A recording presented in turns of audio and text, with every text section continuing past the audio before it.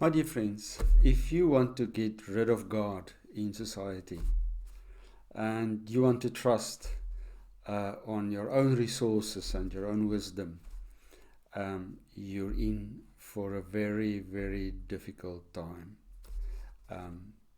My name is Rassi. I'm a minister of religion, and let's talk about it. We have this little passage in Jeremiah, and this is exactly what Jeremiah says. So let's look at Jeremiah 17, verse 5 to 8. This is what the Lord says: Cursed is the one who trusts in man, who depends on flesh for his strength, and whose heart turns away from the Lord. He will be like a bush in the wastelands. He will not see prosperity when it comes. He will dwell in the parched places of the desert, in a salt land where no one lives. But blessed is the man who trusts in the Lord, whose confidence is in him. And he will be like a tree planted by the water, that sends out its roots by the stream. It does not fear when heat comes. Its leaves are always green. It has no worries in a year of drought, and never fails to bear fruit. My dear friends, we live in a world where the world, our environment, our political elite is finished with God. They don't want to have God in anything. For them, God is an era that's over. So they want to remove God, destroy everything religious. That's the world we live in. The church is not in favor anymore, and nor is faith in God. And the guidance of God, His commandments, His laws, is not trusted at all, and it's not followed at all. It's sneered at. People are disobedient to all the guidance that God gives us. And here's the problem. God says it's fine, you can do it. You can go your own way, you can try and see how far you're going to get. But the destruction, the chaos is inevitable. You'll see the chaos. So friends, we cannot tolerate a world that wants to run away from God. Let me tell you one thing, nothing on earth is perfect. The churches were never perfect. The clergy were never perfect. There's a lot of things that gone wrong, but that doesn't mean that you have an excuse to displace God or to remove God from your life. That's no excuse. You have no excuse to remove God from your life. You rather try to get God back in another way or a better way, but without God, you'll be in trouble. And this is what the prophet says. If you want to get rid of God, you'll end up like a desert, devastated, desolate, unlovable, livable. There will be no life possible in the desert. That's actually what he says. It will be so hard.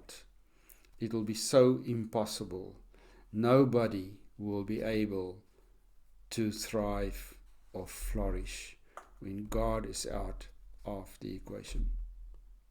Life would be unbearable. We will destroy and kill each other, and everything we have, we will just destroy it. Nothing will be left. It will be the alternative. So at least we had a society with an imperfect church, with an imperfect clergy, but a society that was seeking God constantly, a society that was able to grow, to accept its faults, to try to correct what was wrong. That's the type of society that we are used to. But if you want to get rid of that, and that is what nihilism has in mind.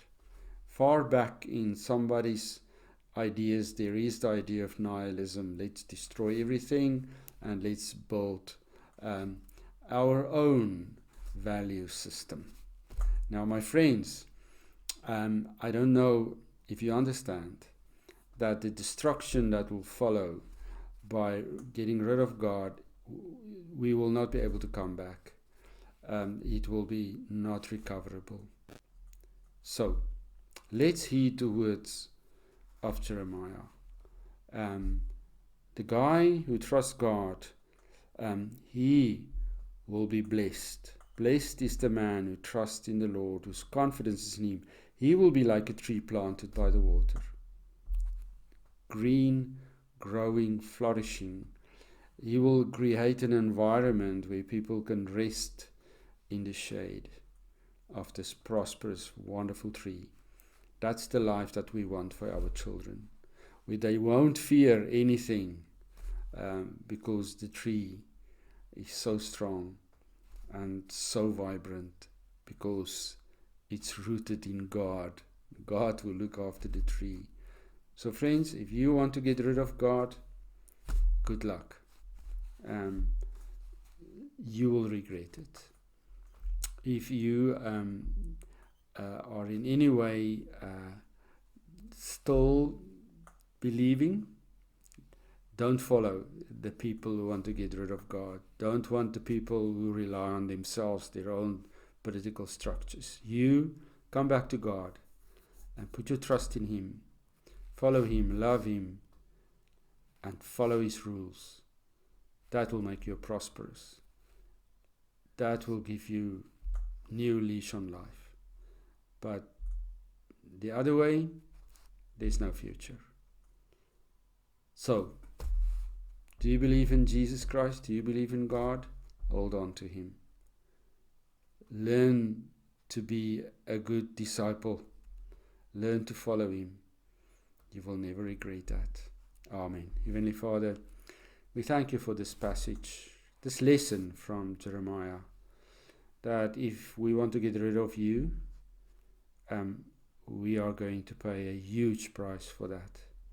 And not only us, but also our children, because destruction will definitely follow. So, Heavenly Father, help us through Your Holy Spirit. Bring us back to You so that we can hold on to You. Amen.